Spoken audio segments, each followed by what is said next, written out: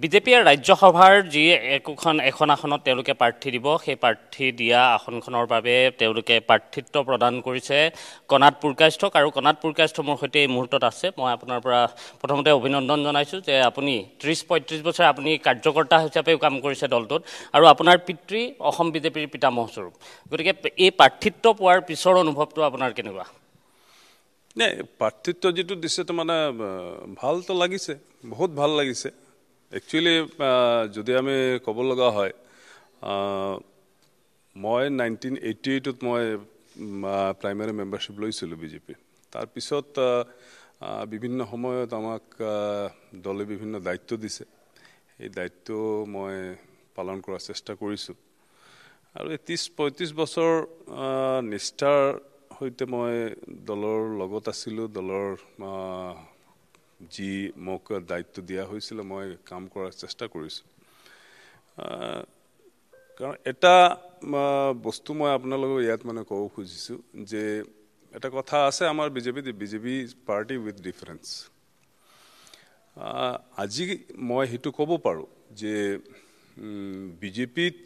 বহুত পুৰণি কাৰ্যকৰ্তা আছে আৰু পুৰণি কাৰ্যকৰ্তা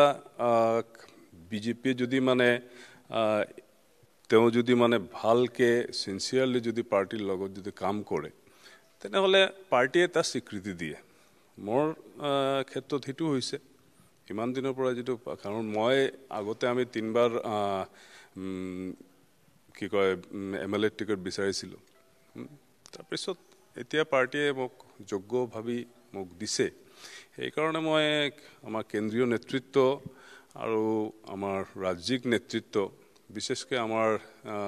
মাননীয় মুখ্যমন্ত্ৰী ডক্টৰ হিমন্ত বিশ্ব শৰ্মা আৰু আমাৰ ৰাজ্যিক সভাপতি দিলীপ শইকীয়া ডাঙৰীয়াক মই ধন্যবাদ জ্ঞাপন কৰিছোঁ যে তেওঁলোকে এই যেটো সম্মান যেটো এটোৰ কাৰণে মোক যোগ্য ভাবিছে ভাবাৰ পিছত তেওঁলোকে মোক এটো দায়িত্ব দিছে মোৰ পিতৃ আপোনালোকে জানে যে বিজেপিৰ যেতিয়াতে ষ্টাৰ্ট হৈছিল তেতিয়াৰ পৰা মানে পাৰ্টিত কাম কৰিছে তেওঁৰ বহুত কন্ট্ৰিবিউশন আছে পাৰ্টিৰ সংগঠন ক্ষেত্ৰত আৰু শিলচৰৰ ৰাইজে তিনিবাৰ তেওঁক মানে এমপি হিচাপে আশীৰ্বাদ কৰিছিলে অটলজীৰ মিনিষ্ট্ৰিত্ব মন্ত্ৰিত্ব পাইছিলে মানে পৰম্পৰাগতভাৱে যদি মই কওঁ তেনেহলে মানে from the beginning আমি পাৰ্টিৰ লগত আছো এতিয়াও আছো মানে ভৱিষ্যতেও আমি থাকিম আৰু পাৰ্টিয়ে যি মৰম দেখালে হেতু সদায় পাৰ্টিৰ প্ৰতি আমাৰ কৃতজ্ঞতা থাকিব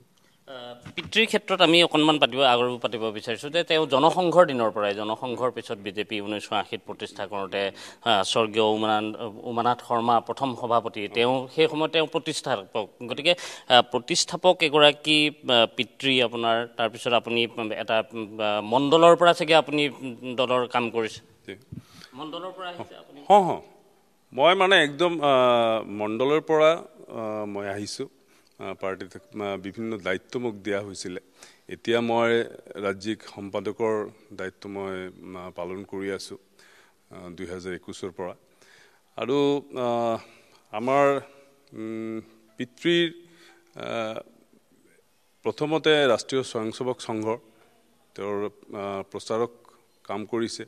তাৰ পিছত ভাৰতীয় জনসংঘ তাৰ পিছত ভাৰতীয় জনতা পাৰ্টি চাকুৰি এৰি 1978 ত প্ৰথমবাৰ জনতা গভৰ্ণমেণ্ট যেতিয়া আছিল তেতিয়া মানে ইলেকশ্যনত মানে থিয় হৈছিল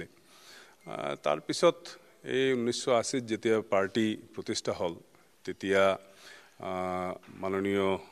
আমাৰ প্ৰয়াত প্ৰধানমন্ত্ৰী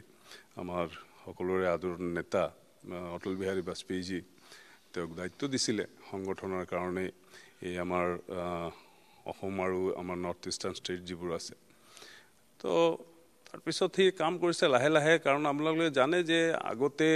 বিজেপিৰ কাম কৰাটো মানে বিৰাট ডাঙৰ মানে চ্যালেঞ্জ আছিল তাৰ পিছত বহু তেওঁৰ নিচিনা বহু মানে আমাৰ নিষ্ঠাবান পূৰ্বসূৰী ক'ব পাৰোঁ তেওঁলোকে মানে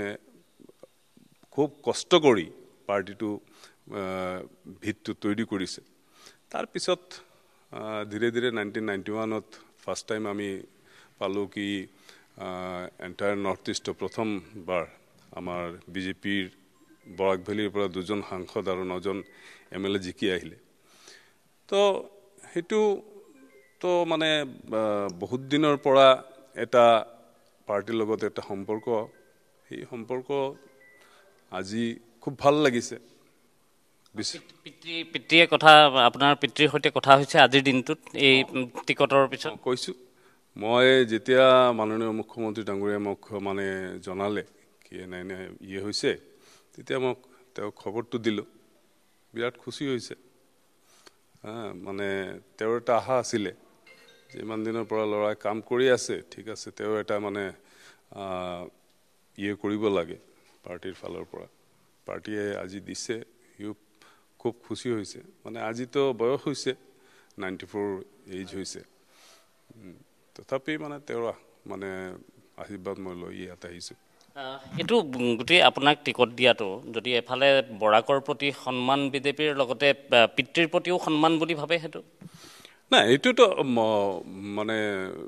খাটাংকতা আপুনি কৈছে কাৰণ যি কথাটো মই আগত কলো যে কন্ট্ৰিবিউশন আছে বিজেপিৰ হেতু আছে মানে হেতু কৰিছে হেতু আমাৰ পাৰ্টিয়ে বৰাকৰ যি কন্ট্ৰিবিউশন আছে বৰাকৰ কন্ট্ৰিবিউশনটো সন্মান জনালে আৰু পিতৃক মানে সন্মান জনোৱাটো হেতু আমি ক'ব পাৰো হেতু জনাইছে আপোনাৰ নামটো লৈ যে কনাত পুৰকাষ্ট কৰবাত নামটোৰ অৰ্থ কি কনাত পুৰকাষ্ট প্ৰথমে মানে ফাৰ্স্ট মানে এজন ঋষি আছিলে যি এটম মানে ডিসকভাৰ কৰিছিল সেই ঋষিৰ নামত ৰাখিছে এটি আৰু বাকি আৰু আমাৰ মাননীয় মুখ্যমন্ত্ৰী মানে যিদৰে কাম কৰি আছে আমাৰ মাননীয় প্ৰধানমন্ত্ৰী নৰেন্দ্ৰ মোদী ডাঙৰীয়া আৰু আমাৰ অসমৰ মুখ্যমন্ত্ৰী ডক্টৰ হিমন্ত বিশ্ব শৰ্মা ডাঙৰীয়া মানে তেওঁৰ যি কাম তেওঁৰ যি সপোন যিটো আছে যিটো লৈ কাম কৰি আছে যে অসমক ভাৰতবৰ্ষৰ 4টা শ্ৰেষ্ঠ ৰাজ্যৰ ভিতৰত এটা ৰাজ্য কৰিব আৰু যি মানে বস্তুটো মই মানে বেছিকে মানে কম ইয়াত যে 2014 আগতে বৰাক আৰু ব্ৰহ্মপুত্ৰ মানে কি কম যে মানে মানসিক একটা দূৰত্ব আছিল আজি আমি এটো ক'ব পাৰো যে ভাৰতীয় জনতা পাৰ্টিৰ চৰকাৰ আহাৰ পিছত আমাৰ মাননীয় মুখ্যমন্ত্ৰী ডক্টৰ হিমন্ত বিশ্ব শৰ্মা মানে সম উন্নয়নৰ চিন্তা কৰি যি কামটো কৰিছে আজি 2014 আগত যদি আপুনি মানে তাতে গৈ থাকে তেনেহলে আপুনি ক'ব পাৰিব আজি আৰু 2014 মানে যেটো ডিফাৰেন্স যেটো আছে এটো আপুনি দেখিব পাৰিব কাৰণ আমি এনেকুৱা এটা অৱস্থাত আছিল যে গভৰ্নমেন্ট আমাৰ আছে কিন্তু বৰাক ভেলী ডেভেলপমেন্টেৰ কাৰণে যেটো ইনিশিয়েটিভ নেয়াৰ কথা আছিল এটো লোৱা হোৱা নাই আমাৰ গভৰ্নমেন্ট আহাৰ পিছত এতিয়া আজিৰ দিনত মই ক'ব পাৰো প্ৰায় 50,000 crore rupeesৰ কাম তাতে চলি আছে এটো আমি কেতিয়াও আশা কৰা নাই আমাৰ কমিউনিকেশন ব্যৱস্থা যেটা যোগাযোগ ব্যৱস্থা যেটো আছিল আপোনালোকে হেতু আগত ক'ব পাৰিব যে শিলচৰৰ পৰা যদি আমি গুৱাহাটীত আহিব লগা হৈছে তেতিয়া আমি 8 ঘণ্টা 10 ঘণ্টা মান লাগিছে আমি থ্ৰু মেঘালয় আমাৰ আহিব লগা হৈছে আৰু মানে এই কমিউনিকেশনৰ যেটো আমাৰ ৰেল যেটো কানেক্টিভিটি আছিল এয়াৰ কানেক্টিভিটি ঠিক আছে এয়াৰ কানেক্টিভিটি কথা নহয় মানে জেনাৰেল আমাৰ সাধাৰণ মানে ৰাজ্যে তো মানে ৰেল আৰু ৰোডটোই মানে বেছি ইয়ে কৰে তো মানে তাতে খুব বেয়া অৱস্থা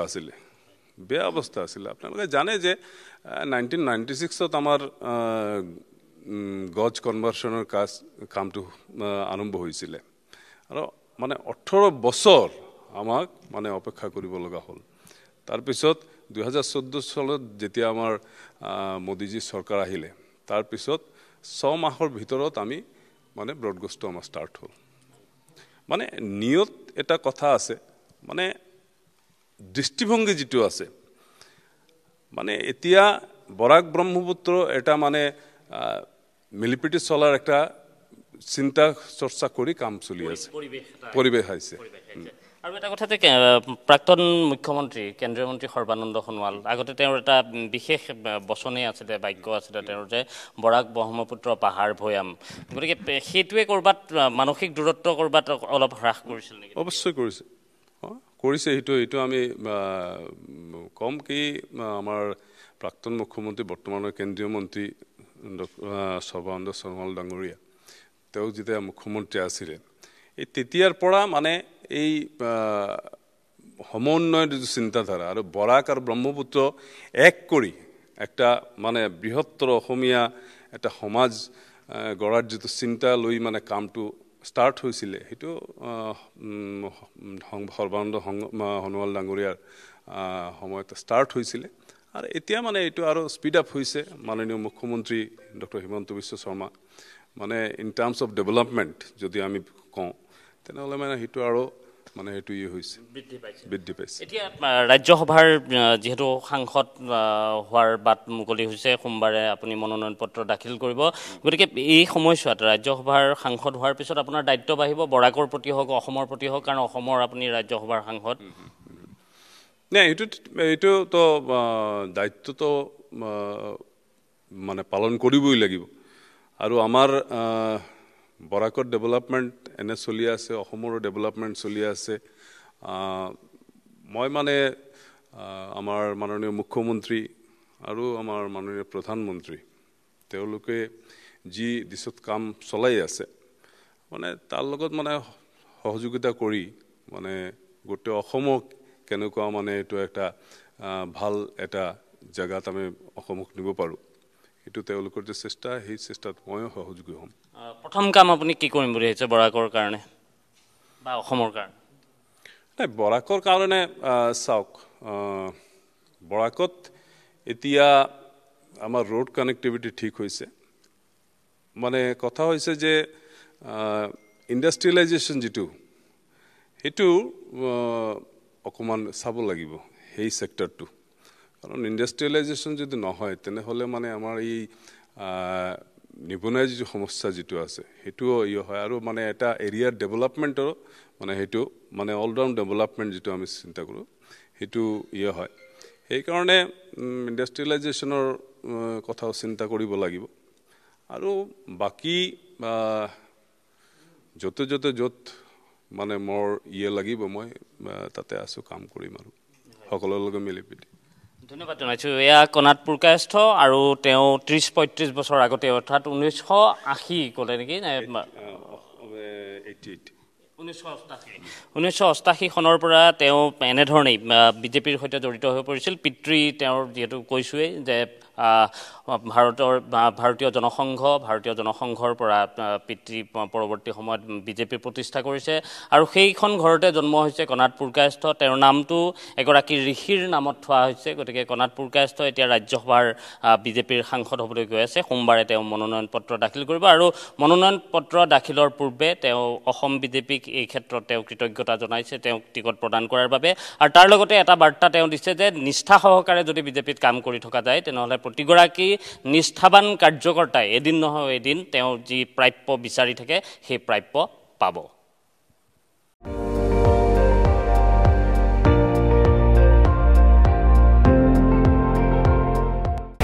আপুনি চাই আছে ND24 সৰ্বশ্ৰেষ্ঠ নহয় সৰ্বোত্তমৰ দৌৰত